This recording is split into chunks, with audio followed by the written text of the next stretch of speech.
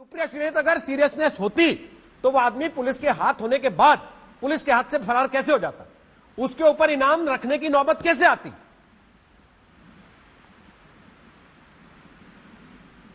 भाई ये तो सिर्फ उत्तर प्रदेश में ही हो सकता है। और सुधांशु त्रिवेदी जी, आप ये जो पेट्रनाइजिंग एटीट्यूड बोलते हैं ना कि दूसरे को पता है कि नहीं पता है, मेरा भी जन्म और पालन और भरण पोषण सब उत्तर प्रदेश में ही हुआ है और मैंने भी राजनीति को बड़े करीब से उत्तर प्रदेश में देखा। तो मुझे बार बार ये ना आप बोला करिए हर शो पे कि मुझे पता है कि नहीं पता है, मुझे भी पता है। अब मैं आपको बताती हूँ उत्तर प्रदेश की असलियत।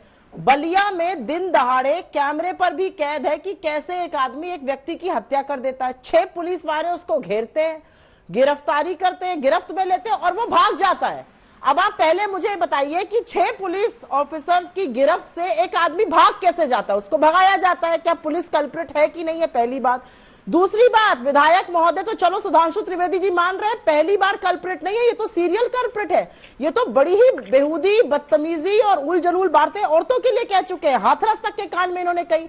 आप ये मत कहिए कि मैं आधिकारिक प्रवक्ता होकर उसकी भर्त्सना करता हूं। आपकी पार्टी को कार्रवाई करनी चाहिए, आपकी पार्टी कार्रवाई नहीं करती है और इसीलिए इन लोगों को मनोबल मिलता है, इनको ये संबल मिलता है कि हम कुछ भी कह सकते हैं, हम कुछ भी कर सकते हैं। इन्होंने पहले दिन ही इस आदमी को बचाने की कोशिश कर दी। पहले दिन इनका बयान क्या था, आप ही के चैनल पे मैंने सुना, क्रिया की प्रतिक्रिया होती है। अब वो जात को लेकर उतर गए, वो थाने पहुंचकर धमका रहे हैं। आपने ऑलरेडी एक ऑडियो सुना है जो वायरल हो गया है आरोपी का, धीरेन्द्र सिंह का, जब वो कैसे एक दरोगा को उलझा रहे हैं, उसको कैसे धमकी दे रहे हैं। ये किस तरह का कानून का राज है उत्तर प्रदेश में? सच तो ये है रोहित जी कि पॉलिटिकल पेट्रोनेज के चलते, राजनीतिक संरक्षण के चलते जो अपराधी है उसको कहीं ये संबल मिला हुआ है, उसको कहीं ये हौसला है कि अपराध तो हम कर लेंगे, हमारे आका लोग बैठे हैं, हमें बचा लिया जाएगा। ये उत्तर प्रदेश की असलियत है और इसमें पुलिस 2 रोल निभाती है। या तो पूरी तरह से निरंकुश है जो हमने देखा हाथरस में हुआ और बाराबंकी में हुआ,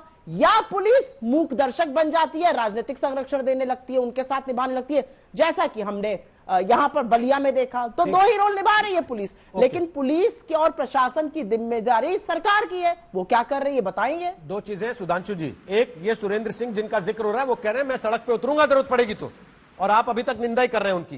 पहली बात, वो पार्टी के अनुशासन में है या नहीं, और अगर है पार्टी और सरकार के अनुशासन में तो सरकार और पार्टी उन पर क्या कार्रवाई कर रही है, इसका जवाब चाहिए। दूसरी बात, कल आपके सहयोगी उत्तर प्रदेश की कैबिनेट के मंत्री सिद्धार्थनाथ सिंह यहां बैठे थे, उन्होंने इशारों में कह दिया कि ये पुलिस वाले जो भर्ती हुए हैं तो पिछली सरकारों में भर्ती हुए हैं। तो क्या मैं ये मान लूं कि यूपी की पुलिस भी यूपी की सरकार के कहने से बाहर है? पुलिस वाले अपनी मर्जी से पकड़ते और छोड़ देते हैं, अपनी मर्जी से उठाते और आग लगा देते हैं आधी रात में शवों को।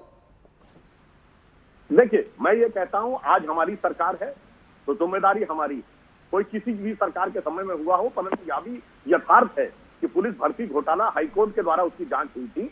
तो यह भी एक यथार्थ है कि पुलिस भर्ती में किस ढंग के घोटाले पिछली सरकारों के समय में, विशेषकर माननीय भदौरिया जी की सरकारों के समय में हुए हैं, वो एक अलग विषय।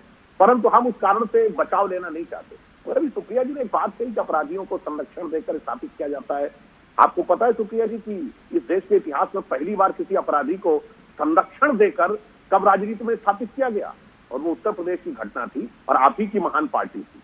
तब जब 1978 में प्लेन हाईजैक करने वाले पांडे बंधुओं को विधानसभा और लोकसभा का टिकट देकर 20 साल तक कांग्रेस ने विधायक बना के रखा, क्योंकि उन्होंने प्लेन हाईजैक किस बात के लिए किया था कि इंदिरा गांधी को छोड़ दो। और भदौरिया जी की पार्टी ने पूनम देवी पे केसेस विड्रॉ किए।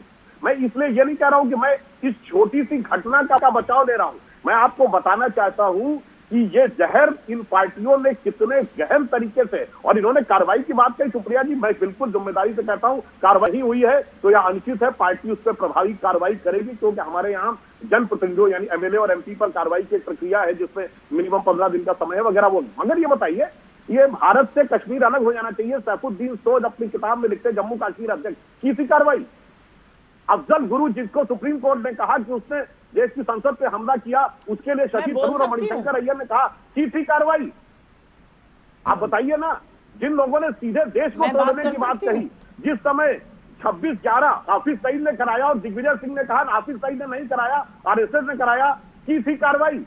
आपकी पार्टी का इंटेलिजेंस ब्यूरो का चीफ आपकी सरकार में कह रहा था कि इशरत जहां आतंकवादी है और आपके नेता कह रहे थे इशरत बिहार की बेटी है, की थी कार्रवाई। ठीक है, इसलिए मैं कह रहा हूं, सुधांशु जी। छोटा अपराध पे राजनीति और बड़े अपराध पे दूसरी राजनीति। रोहित जी, मैं कुछ सुधांशु बोलना जी, चाहती उन्होंने हूँ। नहीं की थी कार्रवाई, अपराध है, उसका आतंकवाद, नतीजा आपके प्रबंध सामने कार्रवाई। है। नमस्कार, मैं हूं अंजना ओम कश्यप। हमें उम्मीद है ये वीडियो आपको पसंद आया होगा।